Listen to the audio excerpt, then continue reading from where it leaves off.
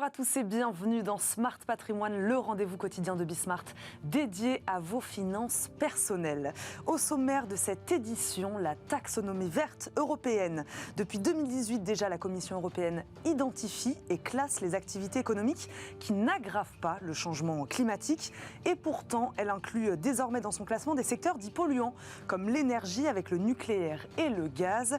Comment, malgré ces évolutions, continuer de donner une bonne idée aux investisseurs de ce qu'est un placement responsable? C'est ce que nous allons voir dans un instant.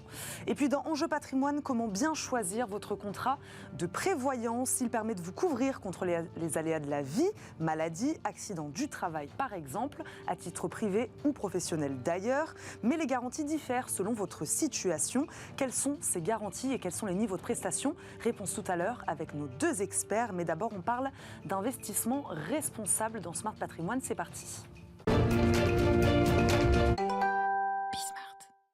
Et un focus aujourd'hui sur ce qu'on appelle déjà la boussole environnementale de l'Union européenne. On dit boussole car la taxonomie verte a pour ambition d'identifier les activités économiques durables sur le plan environnemental, bien sûr, et de guider donc les investissements privés pour parvenir à la neutralité climatique. Ça, c'est l'objectif ultime de l'UE d'ici 2050.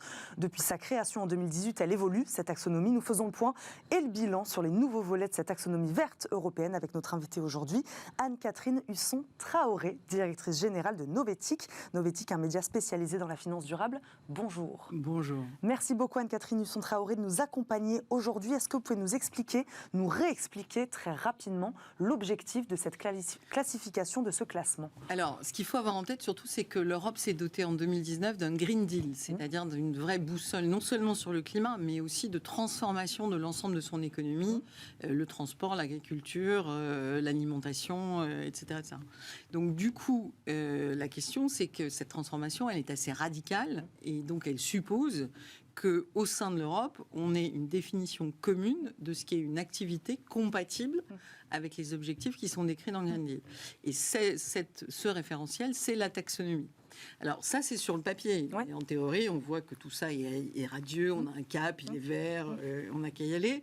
Évidemment, c'est beaucoup plus compliqué que ça pour une raison assez simple, c'est qu'il faut déjà accepter que l'économie européenne telle qu'elle est, le scénario business as usual, il n'est absolument pas respectueux de la taxonomie.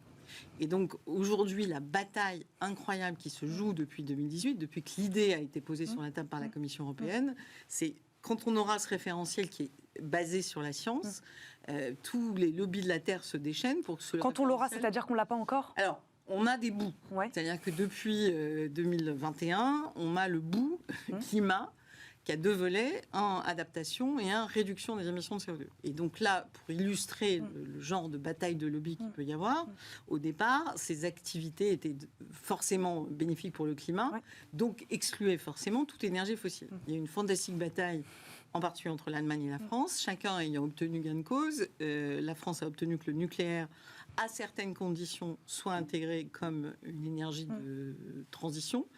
Et l'Allemagne a obtenu que ce soit le gaz. Alors là, on était avant la guerre en Ukraine, juste avant.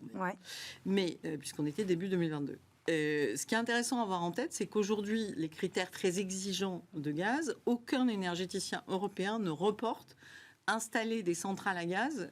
C'est Nicolas Redon, qui est un chercheur de Novetic, qui a examiné ça attentivement. Aucun n'est aligné pour l'instant sur la taxonomie. Donc ce qu'il faut avoir en tête, c'est qu'aujourd'hui, les projets actuels en Europe de centrales à gaz ne sont pas alignés sur ce qui est théoriquement nécessaire pour atteindre le Green Deal. Donc là, il y a un premier warning assez inquiétant. Parce que, expliquez-nous concrètement quels sont les critères qui font qu'une entreprise aggrave ou non alors le changement climatique sur ce qu'on sait déjà, justement. En fait, pour faire très simple, pour essayer de faire très simple, l'idée c'est qu'aujourd'hui, pour une entreprise, on a à la fois ce qu'elle fait aujourd'hui. Puisque vous parliez d'entreprise de transition tout à l'heure. Alors, on a ce qu'elle fait aujourd'hui, son type d'activité, et puis surtout ce dans quoi elle investit pour faire demain et après-demain.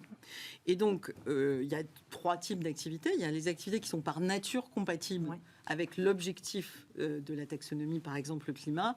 Les énergies renouvelables sont réputées a priori favorables. Elles ont le label vert de la taxonomie Sauf que européenne. Il faut d'une part qu'elles respectent un autre principe qui est de ne pas, faisons très simple, un panneau solaire qui pollue quand il est fabriqué, qui n'est pas recyclé ni quoi que ce soit, il n'est pas forcément bon pour la transition. Ouais. Donc du coup, il faut qu'il soit bien conçu d'une certaine façon et qu'il y ait une éco-conception globale, on va dire. Ça, c'est un premier sujet. Et par ailleurs, il faut aussi qu'il respecte les droits humains. Donc si le panneau en question est fabriqué par des Ouïghours à l'autre bout de la Terre, là, on n'est pas non plus aligné. Donc il y a la construction de toute une remise en cause, finalement, d'un certain modèle économique. Et j'allais dire presque ce qui est plus important, c'est que pour reporter ces activités alignées sur la taxonomie, il faut d'une part dire où on en est aujourd'hui, et en général on est à 0, 1% maximum, mais surtout comment ces CAPEX, comment ces investissements, eux, vont dans le bon sens. Ouais. Et donc quand je vous disais, il n'y a pas d'énergéticien qui reporte, investir maintenant dans des centrales qui soient compatibles avec l'objectif du Green Deal. Donc ça, c'est un point d'inquiétude. Et alors, la nouveauté, l'actualité, c'est qu'il y a 4 autres dimensions, donc pollution, tout ce qui concerne l'aspect aquatique, j'allais dire, l'aspect océan, toutes les pollutions, les déchets, mais aussi l'économie circulaire. C'est-à-dire, en gros, là, on entre un peu dans le dur de comment on va définir quels sont les critères à partir desquels on considère que telle ou telle activité est vraiment verte au sens respectueuse du Green Deal. Pourquoi on élargit, selon vous ?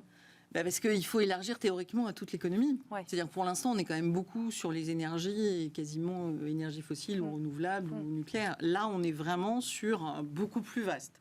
Et alors, il reste un très gros problème, c'est qu'à ce stade, on n'a toujours pas, par exemple, de référentiel pour l'agriculture. Donc on a un pan énorme de l'enjeu à la fois climatique, alimentaire. Qui est un secteur très consommateur, qui émet beaucoup d'émissions de gaz à effet de serre aussi. Le modèle agricole actuel pose aussi tous les problèmes de pollution liés aux pesticides. Donc on a vraiment... Mais ça, c'est un sujet tellement abrasif que pour l'instant, la Commission l'a mis de côté.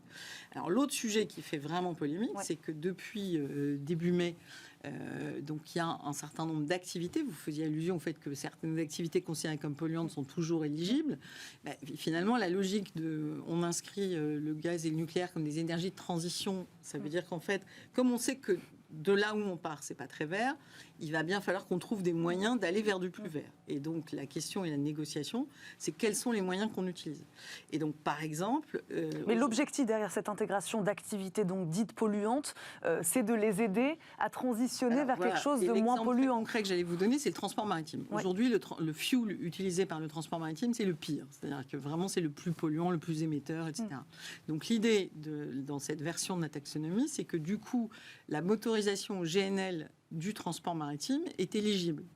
Alors évidemment, des ONG type transport et environnement disent là, la taxonomie ne sert plus à rien, puisque en fait, on dit que finalement, des millions d'euros, et c'est puisqu'on est bien dans une émission de placement, le sujet, c'est du coup de pouvoir flécher éligibles à la taxonomie des investissements qui, par définition, seront considérés comme verts par la Commission. Donc, évidemment, pour un investisseur, c'est une garantie de crédibilité. Donc, ce que disent les ONG spécialisées, c'est que là, on donne une garantie de crédibilité à quelque chose qui pose problème, puisque le GNL, ça reste du gaz, et s'il ne vient pas de Russie, il vient du Qatar ou des États-Unis, et en plus, il vient de très loin. Donc, globalement, le bilan carbone est négatif. Et on voit bien qu'on est dans un entre-deux aujourd'hui, et c'est pour ça que c'est compliqué à la fois pour les investisseurs et pour... Et oui, comment ils y voient clair, les investisseurs privés aujourd'hui ? On est dans cet entre-deux où à la fois tout le monde clame qu'il est très vert, qu'il a compris qu'il faut décarboner, etc.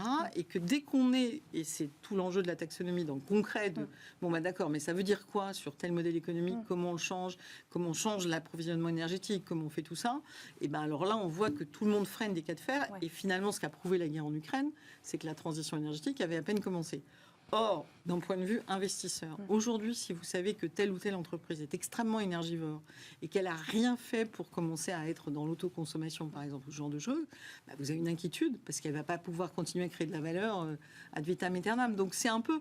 Aujourd'hui, on a des warnings verts, ou plutôt marrons d'ailleurs, qui s'inscrivent en creux et qui sont, quand on est un investisseur de moyen long terme, à regarder attentivement parce qu'en fait, là, on assiste, on l'a bien vu dans le textile, mais c'est valable dans plein d'autres secteurs, à vraiment des menaces et des risques qui deviennent très concrets et qui vont avoir des impacts colossaux sur les résultats et sur les performances des entreprises.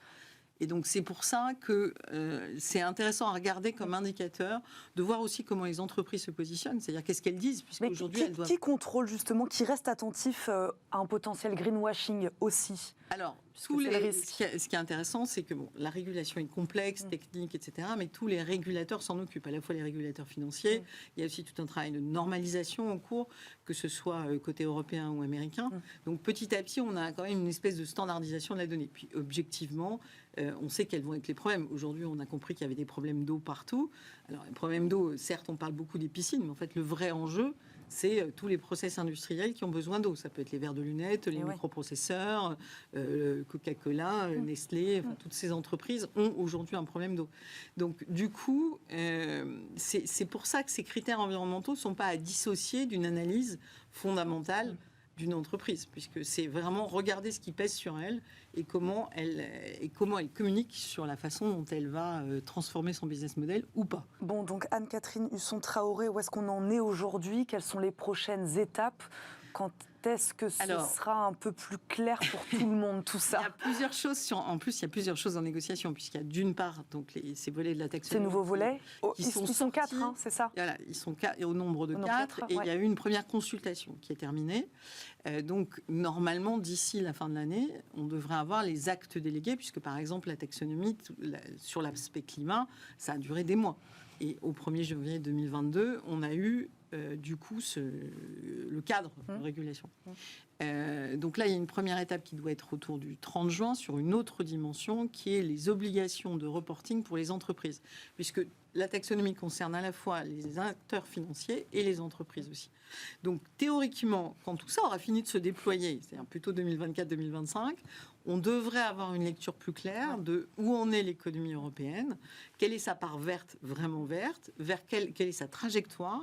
Et le risque à ce stade, c'est qu'on ait une vague idée qu'on ait un pourcentage vert encore très faible. Parce que neutralité carbone 2050... Alors théoriquement, on devrait surtout être à 2030 dans une transformation assez radicale du modèle. Et là, le chemin n'est pas pris, surtout si on a des pans entiers comme l'agriculture, par exemple, qui sont toujours pas... il y a une résistance phénoménale. Hein. Il y a un pays, qui est les Pays-Bas en l'occurrence, qui est vraiment en train de transformer son économie, son agriculture, et il y a une résistance absolument phénoménale des agriculteurs. Donc, c'est pas gagné. On est sur le chemin, mais c'est pas gagné. Bon, on va terminer sur ces mots. Merci beaucoup Anne-Catherine Husson-Traoré d'être venue nous voir aujourd'hui dans Smart Patrimoine. Je rappelle, vous êtes la directrice générale de Novetic. Merci beaucoup d'avoir été avec nous. Merci à vous. Tout de suite, c'est Enjeu Patrimoine.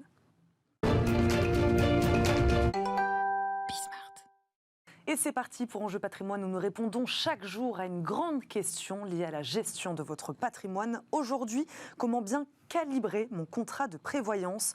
Personne n'est à l'abri d'un accident ou d'une maladie. C'est tout l'intérêt de se prémunir contre les aléas de la vie. Encore faut-il savoir quel contrat de prévoyance choisir, quelle garantie complémentaire y inclure.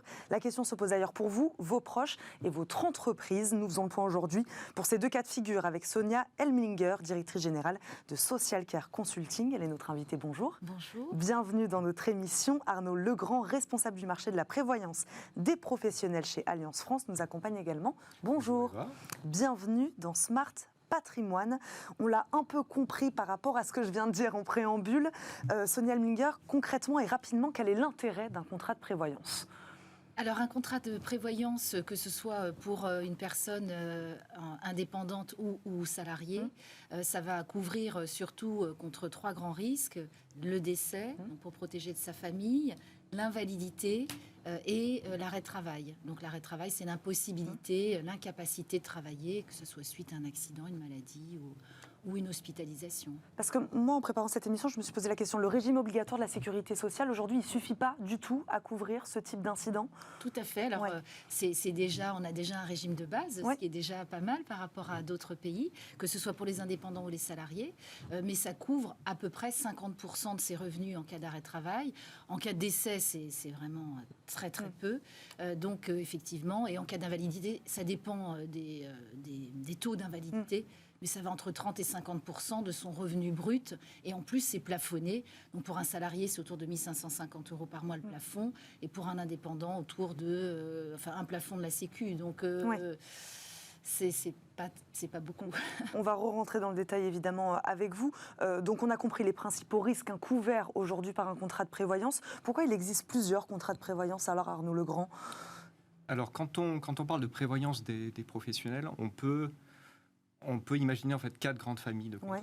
Le premier contrat que vous avez évoqué, ma destination du dirigeant d'entreprise pour la couverture décès, incapacité, invalidité, qui lui est appelé aussi prévoyance Madelin, qui peut être souscrit dans ce cadre-là. Après, on a d'autres contrats qui sont moins connus et qui répondent à des besoins de l'entreprise. Par exemple, la prévoyance, l'assurance homme-clé, où là, l'idée, c'est de pouvoir que l'entreprise puisse se prémunir en fait, de la disparition ou de l'arrêt de travail d'une personne clé indispensable au bon fonctionnement de l'entreprise. On a un troisième contrat qui est très intéressant aussi pour toutes les professions qui exercent en commun. On pense par exemple un office notarial, un cabinet d'avocats, avec la prévoyance entre associés. Et donc typiquement, avec ce type de contrat, si par exemple l'un des associés décède, les autres associés peuvent racheter en fait les parts de la société. Et si on parle de protection sociale du dirigeant, un contrat encore moins connu, mais tout aussi utile, en particulier pour les indépendants, c'est une assurance perte d'emploi involontaire. Et là, vous le savez, les indépendants ne bénéficient pas d'une assurance chômage, mais il existe un contrat qui leur permet justement de bénéficier d'un filet de sécurité, d'indemnité en cas d'arrêt de travail, et là aussi en bénéficiant d'un cadre fiscal intéressant. Madelin. Voilà, le contrat Madelin, justement, c'est celui le plus connu, le plus répandu. Comment vous l'expliquez ça ? Madelin, c'est une longue histoire, déjà bientôt 30 ans, puisqu'on a fait ce constat il y a déjà 30 ans que la couverture des indépendants était bien moins protectrice que les salariés. Il y a eu quelques améliorations depuis, en particulier en 2021 pour les professions libérales, mais le constat reste immuable. Grosso modo, artisans, commerçants, professions libérales, on a une couverture autour de 50% des revenus. Pour les libéraux, 3 mois seulement d'arrêt de travail, plafonné. Quant aux artisans commerçants, on est sur 1 année, mais plafonné à 60 €. Donc, il y a ce coup de pouce fiscal et cette incitation à se couvrir, tout simplement parce qu'on pense à assurer sa voiture, son habitation, mais on ne pense pas à s'assurer soi-même. Et se dire, ça peut m'arriver, anticiper, au cas où, c'est essentiel. Sonia, comment ça se passe quand on est salarié ? C'est ce que vous nous disiez, c'est-à-dire qu'on peut souscrire à un contrat de prévoyance, notre employeur peut aussi le faire pour nous. Oui. Comment ça marche ? Comment ça fonctionne ? Qui décide ? Oui. Alors, effectivement, qu'on soit cadre ou non cadre, c'est différent. Ouais. Si on est cadre, il y a l'obligation de l'employeur de couvrir ses salariés. Et non cadre pour certaines conventions collectives, Syntec, commerce de gros, etc., mais pas pour tous. Donc le non cadre, au bout d'un certain temps, il peut se retrouver avec pratiquement plus de revenus, jusqu'à une perte de 80% de ses revenus, s'il n'est pas couvert par son employeur. Et donc, au niveau de l'employeur, il y a des conventions collectives qui exigent des minimums de garanties en prévoyance. Et là, il doit se conformer à la convention collective au minimum. Après, il peut mettre évidemment plus de garanties pour ses salariés. Et ça va être prélevé directement sur le salaire et ça sera pris en charge par l'employeur. Donc, dans la majorité des cas, c'est une obligation pour l'employeur ? Oui. Selon le statut. Pour les cadres, oui. Et pour les non-cadres, ça dépend des conventions collectives. Et le contrat est adapté à chaque salarié ? Alors non, c'est un contrat collectif. Donc ça va être toujours ces grandes garanties, décès, invalidité, arrêt de travail, surtout l'arrêt de travail, parce qu'effectivement, si un salarié est en arrêt de travail de plus de 3 mois, là, il y a vraiment une baisse assez significative de revenus.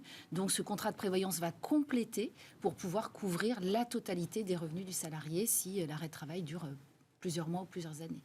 Arnaud Legrand, c'est difficile de souscrire à un contrat de prévoyance ?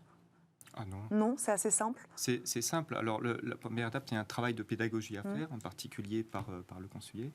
Et il y a déjà cette perception à avoir des conséquences d'un arrêt de travail. Et donc, se renseigner déjà auprès de sa caisse professionnelle pour voir justement comment je serai indemnisé, quel est le capital d'essai que mes proches percevraient. Et je ne peux qu'inciter également à frapper la porte et aller contacter un conseiller en assurance spécialisé en protection sociale. Pourquoi ? Pour faire un bilan, un diagnostic déjà. Ça, c'est le point de départ. Et justement, pour se rendre compte de la situation et puis discuter de... Quels pourraient être mes besoins hypothétiques ? ça reste au début, au moment où on souscrit un contrat de prévoyance, des besoins hypothétiques. Un accident de travail, on ne peut pas le prévoir, un arrêt maladie non plus. Non, mais justement, c'est bien pour ça qu'on a besoin de ce type d'assurance. Il faut aussi rappeler que les indépendants, contrairement aux salariés, ils n'ont pas d'assurance obligatoire en cas d'accident de travail et de maladie professionnelle. D'où cela fait encore plus de sens d'avoir cette assurance prévoyant ce filet de sécurité au cas où. Donc, effectivement, bien voir ses besoins, mais les faire évoluer dans le temps. Parce que si on a 30 ans, on est célibataire sans enfant, on a mis en place un contrat de prévoyance, et puis entre-temps, on s'est marié, on a eu des enfants, on a augmenté ses revenus, on s'est endetté, etc. Et le contrat est resté comme quand on démarrait son activité. Donc, c'est important de le souscrire et de le mettre à jour. Dans les faits, c'est ce qui se passe ? Oui. Souvent, les gens sont assez sous-couverts quand ils le sont. Mais sur 4 millions de travailleurs indépendants en France, en comptant les freelances et les auto-entrepreneurs, il n'y en a qu'1,5 million qui sont couverts. Et là, c'est aussi tout le rôle du conseiller d'avoir cet échange régulier, de faire évoluer finalement un contrat d'assurance prévoyance, un peu le couteau suisse de la protection sociale. Et il va vous accompagner toute la vie. Et il va être présent à des moments heureux, l'arrivée d'un enfant, il va sécuriser votre conjoint, et puis il peut apporter bien d'autres choses. Vous aviez parlé de plafond tout à l'heure. En gros, comment ça marche en cas d'invalidité, par exemple, ce que nous donne ce contrat de prévoyance, c'est quoi? Des indemnisations financières, c'est ça, globalement? Oui, c'est en fonction de vos revenus. Donc, par exemple, sur l'invalidité, deuxième catégorie, on va dire que ça va vous donner 30% de vos revenus bruts. 30% de vos revenus bruts, si vous avez 40 ans et que vous vous retrouvez avec ça jusqu'à la fin de vos jours, c'est catastrophique. Après, si vous pouvez reprendre partiellement une activité, vous allez pouvoir compléter, mais il y a des personnes qui ne peuvent pas revenir dans leur profession ou même faire autre chose. Donc c'est très important parce que ça met en péril tout le monde, ça met en péril l'entreprise, ça met en péril, si vous avez des associés, ça met en péril votre famille, vos enfants. Enfin, c'est vraiment catastrophique pour des assurances qui finalement sont assez simples de souscription quand on est bien accompagné, qui sont déductibles, donc comme vous le disiez en Madeleine, de ses revenus professionnels ou dans l'entreprise, le chef d'entreprise, s'il assure ses salariés, il va le déduire également. Donc, c'est dommage de ne pas le faire, mais c'est un manque d'information la plupart du temps. Quand c'est de la collective, comme c'est obligatoire, le chef d'entreprise le met en place. Mais sur les travailleurs indépendants, non. L'individuel, il y a d'abord cette perception à avoir et vraiment se renseigner auprès de sa caisse professionnelle et puis contacter un conseiller pour un bilan. Combien ça coûte en moyenne un contrat de prévoyance, Arnaud Legrand? C'est difficile à dire. Ça va être extrêmement variable. Ça va être fonction des revenus, fonction des besoins, des garanties souscrites. Ça peut être entre 300 €, 1 000 €. Non, c'est... Ça va dépendre aussi pour les salariés, si la personne est fumeur, non fumeur. Il y a plein de paramètres qui rentrent en jeu. Il fait du saut à l'élastique. Ça peut être... Oui, Arnaud Legrand. Non, donc c'est difficile de répondre à une question comme ça. En revanche, je pense qu'il faut faire attention, justement, quand on compare des contrats, de ne pas se focaliser sur le prix. Parce que justement, comme on le voit, derrière ce prix-là, il y a une analyse qui est faite en termes de couverture et aussi l'assureur va vous proposer la protection qu'il estime être la plus adéquate dans votre situation. Et donc justement, quand on parle d'événements aussi graves, le prix n'est pas forcément le facteur unique à prendre en considération. S'il nous arrive quoi que ce soit, il faut un filet de sécurité avec des mailles épaisses. Voilà. Est-ce que certaines garanties sont exclues? Et si oui, dans quel cas? Oui. Tout à fait. Alors, il peut y avoir des exclusions dues à des zones géographiques, si vous travaillez dans des zones à risque. Il peut y avoir des exclusions dues à certains sports, donc je parlais du saut à l'élastique, du saut en parachute ou autres sports professionnels. Et il peut y avoir aussi des exclusions, malheureusement, au niveau de certaines pathologies, donc certaines maladies chroniques ou autres. L'assureur peut exclure, certaines maladies. Et comment on fait dans ces cas-là? Pas de réponse? Alors, soit c'est une exclusion. Il y a une surprime, soit c'est une vraie exclusion, soit c'est une surprime, ce qu'on appelle une surprime, donc une prime qui est un peu élevée. Une prime de risque. Et une prime de risque, et l'assureur prend le risque de vous assurer. Vous avez un tout petit peu parlé de la fiscalité. Est-ce que quand on est dirigeant d'entreprise, il faut absolument regarder ça pour choisir son contrat? C'est important? Alors, pas seulement, ça fait partie en effet des points qui sont intéressants.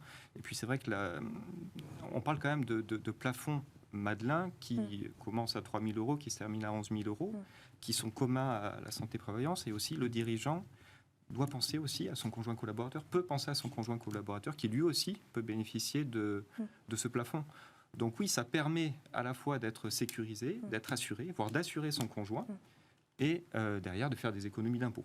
Donc oui, c'est quand même important à avoir en tête. Une question que je ne vous ai pas posée, quel est le profil de ces dirigeants d'entreprise qui souscrivent aujourd'hui à ces contrats de prévoyance? Est-ce que c'est des dirigeants de PME? Est-ce que c'est des dirigeants de plus grandes structures? Tout le monde aujourd'hui, en tant que dirigeant d'entreprise, c'est important de souscrire à un contrat de prévoyance, peu importe la taille de son entreprise? En théorie, qu'on soit salarié, qu'on ait une activité non salariée, actif ou inactif, on peut bénéficier de ce type de garantie, de contrat.